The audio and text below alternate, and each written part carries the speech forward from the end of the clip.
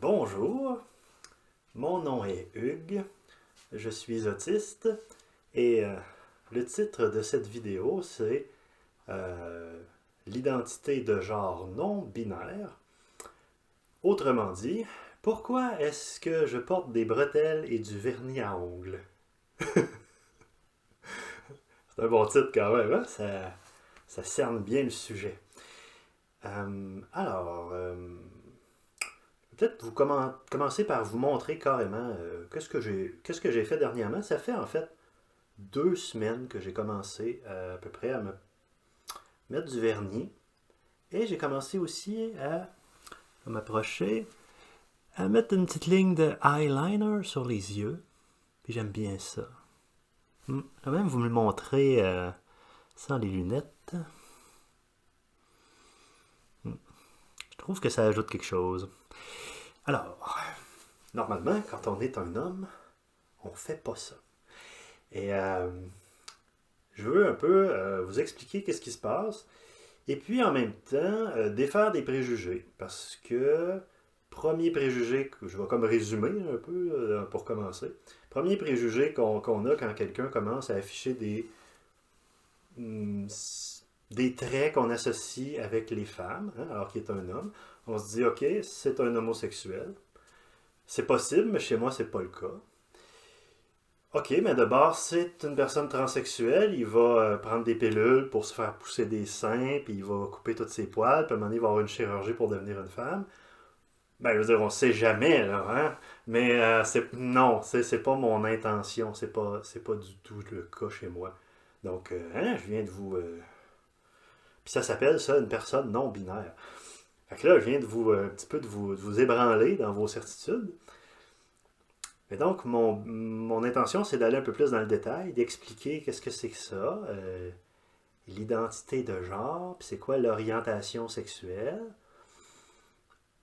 Euh, Ensuite, je veux montrer que, mais dans le fond, j'ai toujours été comme ça, c'est juste que je ne le montrais pas en général, mais il y a certains moments où ça paraissait un petit peu. Tu sais, les gens qui m'ont fréquenté plus jeune, qui m'ont connu, vont reconnaître des trucs, là, tu sais, des trucs subtils.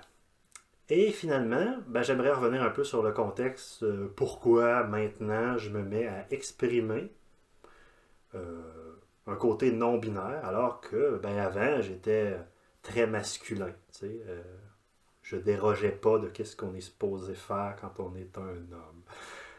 Alors, c'est parti. Donc, je vais m'aider avec mon petit tableau. Je trouvais que ça valait la peine de mettre ça sur un tableau parce que c'était un peu compliqué. Puis juste faire des gestuels avec mes mains, puis essayer de vous. Que vous fassiez votre tableau dans votre tête, c'était pas gentil. Tu sais. Je trouvais que ça valait la peine là, de sortir les crayons. Donc, il y a une ligne ici, une ligne très importante, une séparation entre deux choses qui font partie de la sexualité d'une personne. Hein. La sexualité, c'est pas juste ce qu'on fait au lit, c'est vaste la sexualité. Ça teinte toute ton expérience du quotidien. Tu traites l'information à partir de ta sexualité. C'est intense. OK. Il y a d'un côté l'identité de genre, on va y revenir tantôt, et de l'autre côté, l'orientation sexuelle. Donc, l'orientation sexuelle, tout le monde sait ce que c'est, on est pas mal habitué hein, maintenant. C'est est-ce que tu es attiré par les gens du même sexe que toi, homosexuels, ou par les gens du sexe opposé, puis aussi des personnes qui sont entre les deux, où ça les dérange pas, qui tombent amoureuses de des personnes, peu importe, qui s'arrangent avec la quincaillerie par après. Donc, maintenant, je suis pas homosexuel, je suis pas bisexuel, je suis hétérosexuel.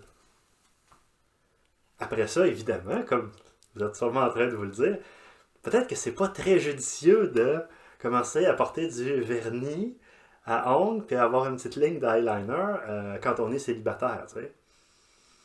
Peut-être que ça aidera pas. Mais je reviendrai à la fin, mais c'est comme pas ma priorité en ce moment. Là. Je dirais que je m'en sac. Tu sais. Euh, alors, l'orientation sexuelle, c'est une chose, puis l'identité de genre, c'en est une autre. Et toutes les combinaisons sont possibles. Tu sais. Et donc, l'identité de genre, c'est quoi? C'est dans le fond, évidemment, ça part de ton sexe. Tu sais, de physiquement, est-ce que tu as un pénis ou une vulve, pour le dire simplement. Et alors, chez la plupart des gens, c'est une construction. On pourrait dire que c'est ça, que l'identité de genre, c'est une construction. Tu n'es pas avec une identité de genre. C'est quelque chose que tu construis toute ta vie selon la société dans laquelle tu es. Ça dépend dans quelle culture est-ce que tu baignes.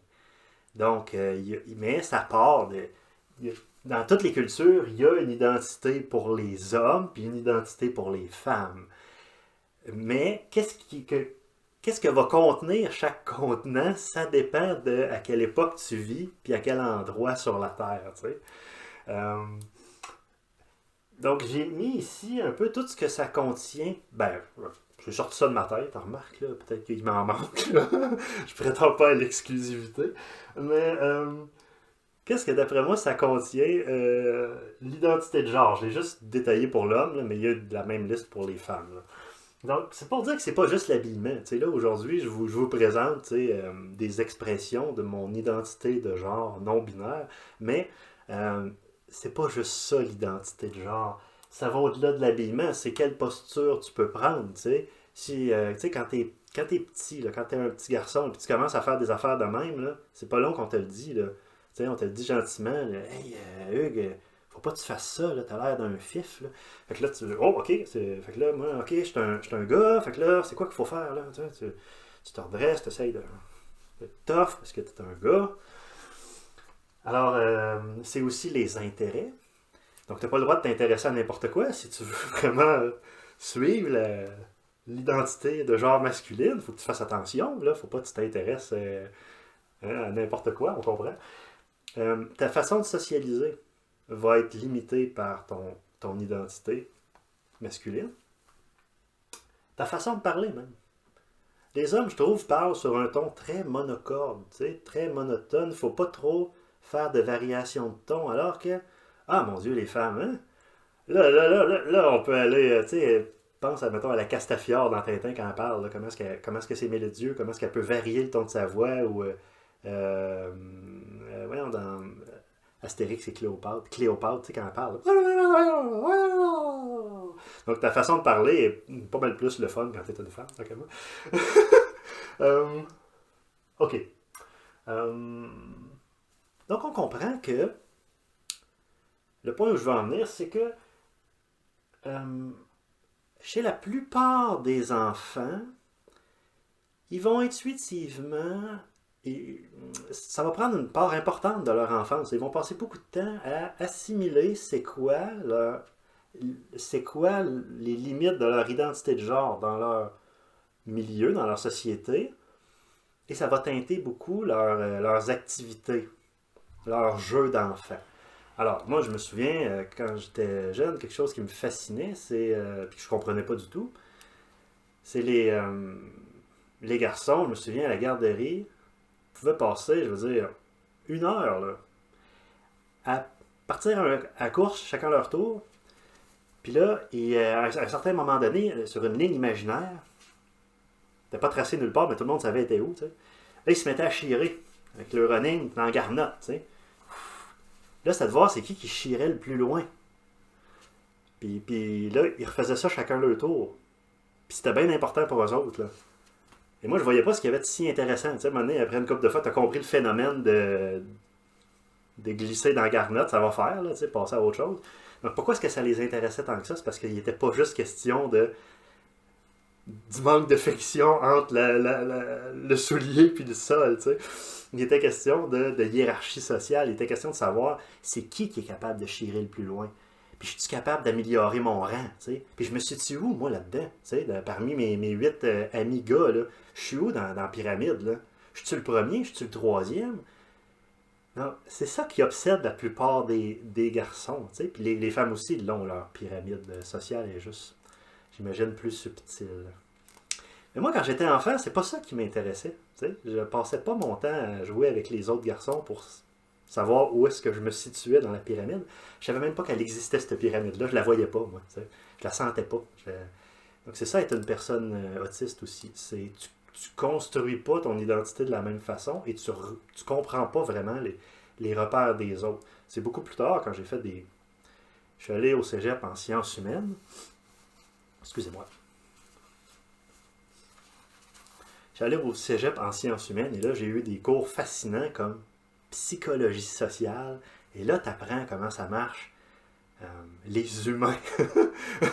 Je le recommande à toute personne autiste. Genre, faites sciences humaines, même si vous n'allez pas à l'université après, juste pour comprendre l'humanité, ça vaut la peine. Où est-ce que je m'en allais avec ça? Ah oui, c'est ça. Donc moi, je ne l'ai pas construit, ce truc-là. Mais par contre, j'ai appris assez jeune ce qu'il fallait pas faire, tu sais. Donc juste en étant réprimandé à chaque fois que j'avais un comportement de fille, j'ai fini par apprendre par cœur ce que je devais pas faire, puis à passer inaperçu, tu sais. Euh, je vais juste finir mon exposé. Je pense que j'ai un peu mélangé mes idées. Je vais juste finir donc, quand t'es de sexe masculin et que t'as pas de problème avec l'identité homme, ben t'es un homme. C'est assez simple. quand quand t'es de sexe féminin et que t'as pas de problème avec l'identité féminine, ben t'assumes que t'es une femme, puis y en a pas de problème encore là. Donc, mais il arrive parfois, hein, on en voit de plus en plus je vais prendre l'exemple des jeunes hommes parce que c'est lui que je connais le plus, mais l'inverse existe autant. Donc, un garçon mais dans sa tête, il se voit comme une fille. Mais il est né dans un corps de gars, donc il se dit, j'ai pas le bon corps, moi je suis une fille.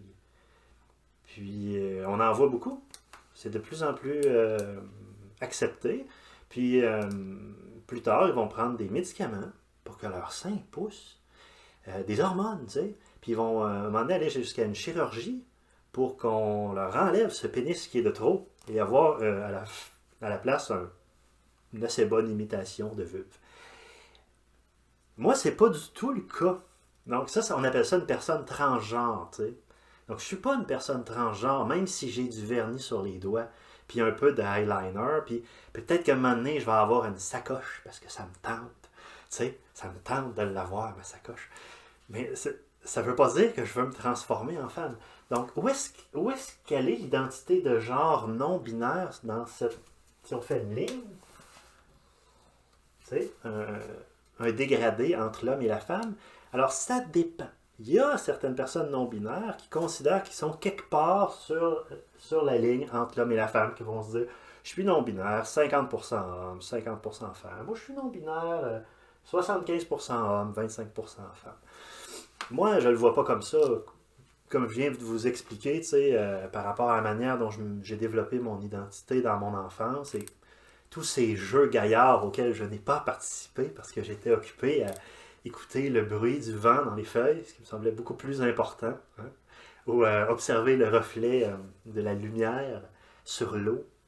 Puis là, quand tu bouges la tête un petit peu, là les reflets, ils bougent. Ça c'était intéressant. Ça pouvait m'occuper longtemps. Mais bon, revenons à notre sujet.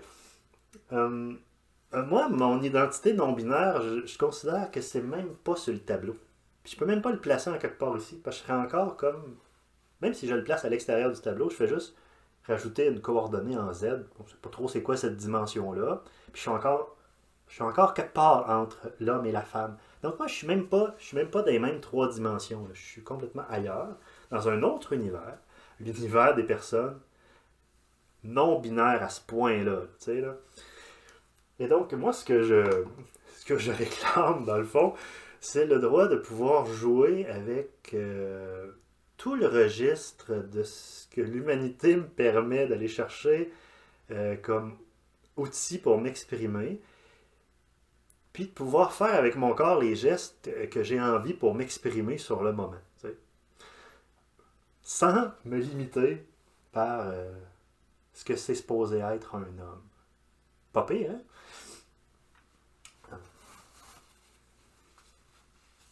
Maintenant, qu'est-ce que je voulais dire d'autre?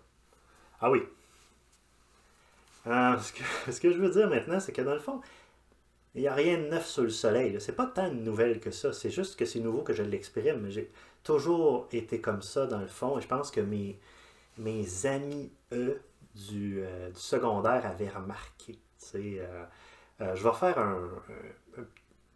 une petite énumération de faits divers. Je vais recommencer un petit peu plus tôt que le secondaire, par exemple. Mettons, quand j'étais enfant, tu sais, au début, avant de jouer au hockey, là, tu sais, quand tu as 7-8 ans, que tu es un garçon, tu fais un premier cours de patinage artistique, mais le premier cours, c'est correct. C'est correct. Tous les gars ont le droit. Ça veut pas dire qu'ils sont fifs. C'est juste le premier cours de patin parce que tu apprends à patiner dans le fond, puis tu as tes patins de gars. Là. Hein? On dirait que tant que tu as tes patins de gars, t'es correct. Il faut pas que tu aies des patins avec des pics. C'est bien grave. Ça. Moi, j'avais aimé ça, le patin artistique, puis j'avais demandé à ma mère si je pourrais continuer là-dedans, parce que ça me tentait pas vraiment de jouer au hockey. Et hein, ça n'a pas passé. Là. Ah non, mon père n'a pas voulu. Et il m'a protégé, dans le fond, parce que, je veux dire, mettons qu'en 1992, au Témiscamingue, une petite région reculée, traditionnelle, conservatrice, est-ce que c'est une bonne idée de faire du patin artistique? Probablement pas, tu sais. Euh, mais poursuivons. Après ça, au primaire, je veux dire, je rêvais d'être. Le métier que je voulais faire plus tard, je rêvais d'être curé. Donc, c'est quand même un homme qui porte une robe et qui a des intérêts et une façon de socialiser qui est assez différente de celle des autres hommes. Tu sais. Comme un drôle de modèle, quand même. Ça en dit long quand on regarde les détails.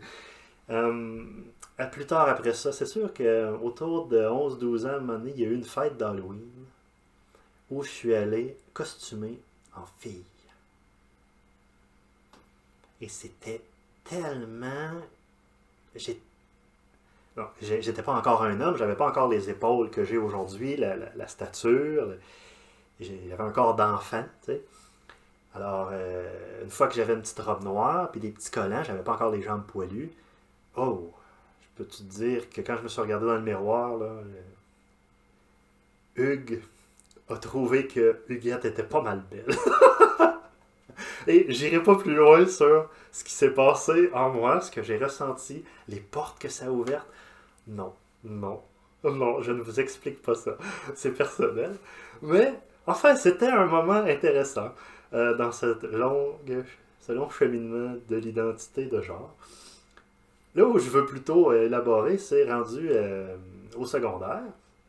Parce que là, il y avait les cours d'art dramatique et l'improvisation. Et là, en impro, j'en ai fait des belles impros où j'avais un côté plus féminin. Peut-être que je présentais un homme qui était gay. Des fois, j'étais une femme. Tu sais, je pouvais faire une enfant, je pouvais faire une vieille femme, une femme d'âge mûr, une femme fâchée, une femme émue, une femme triste. Tu sais, j'allais dans plein de registres que j'avais en moi, que j'avais le goût d'exprimer, puis que j'avais jamais pu.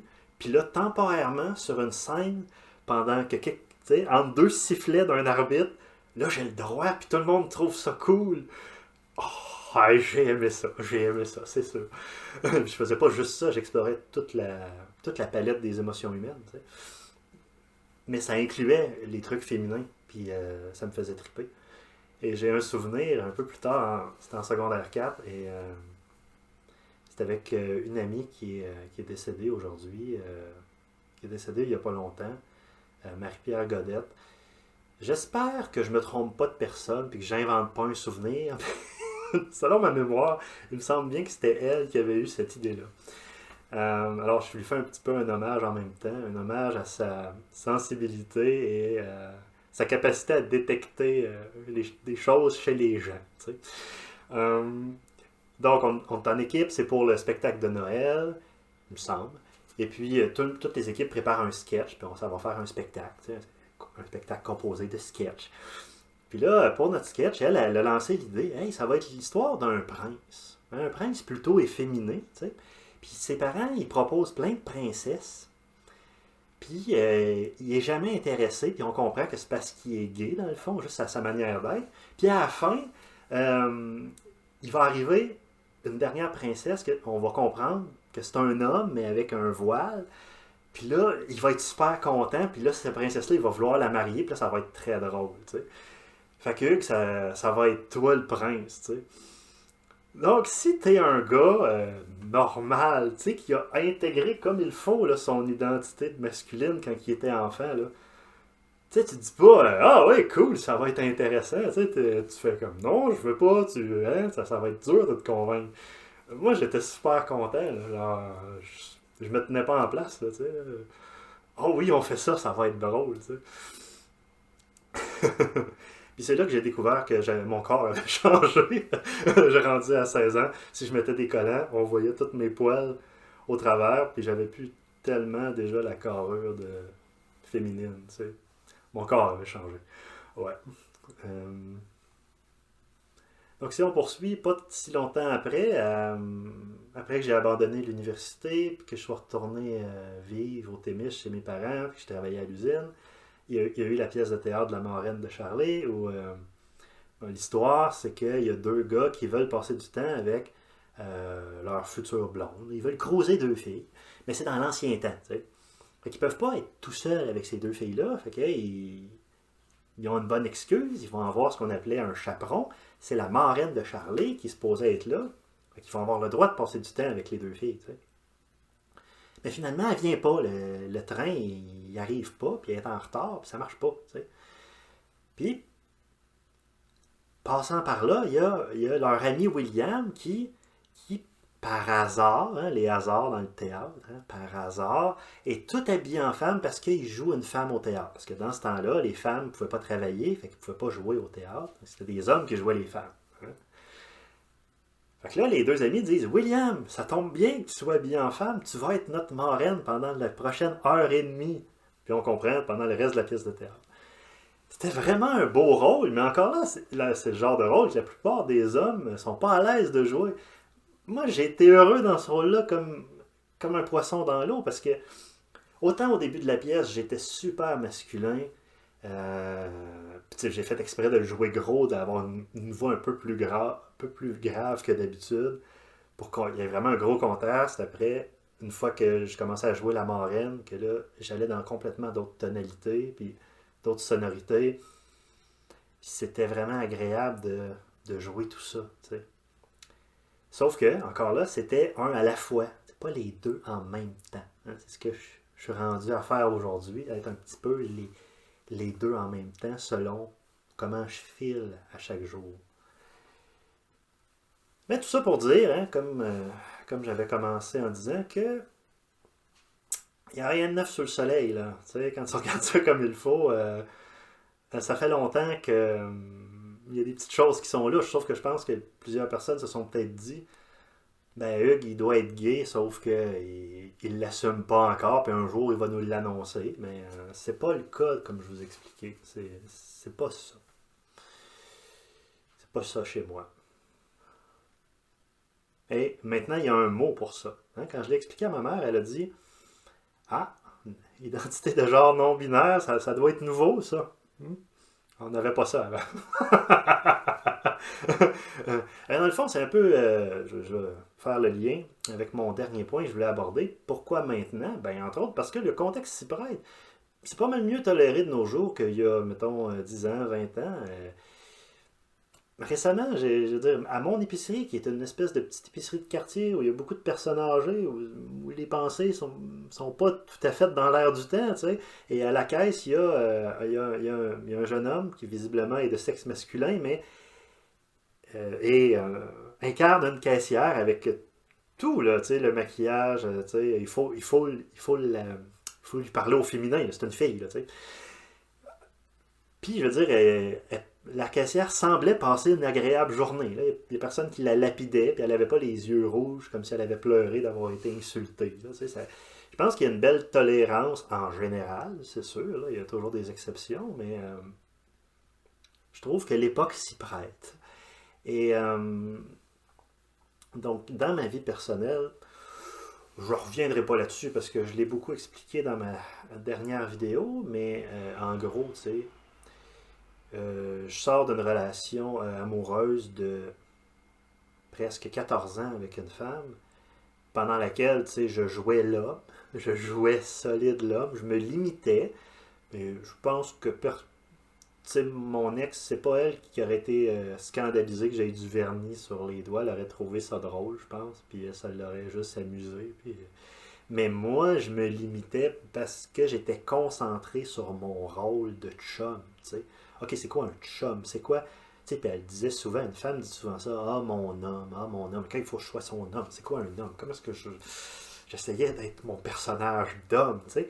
Mais la rupture a fait que, tu sais, pourquoi est-ce que je déploierais autant de troubles à me limiter alors que je suis le chum de personne, tu sais? Je suis l'homme de personne en ce moment. Donc si je veux être moi-même, fine, tu sais, les portes sont ouvertes, puis j'essaie de trouver de légers avantages à ma rupture, puis ça en est un. C'est quelque chose d'un peu le fun que je peux faire, qui fait comme un petit baume. Là, ça fait du bien. Ça fait du bien.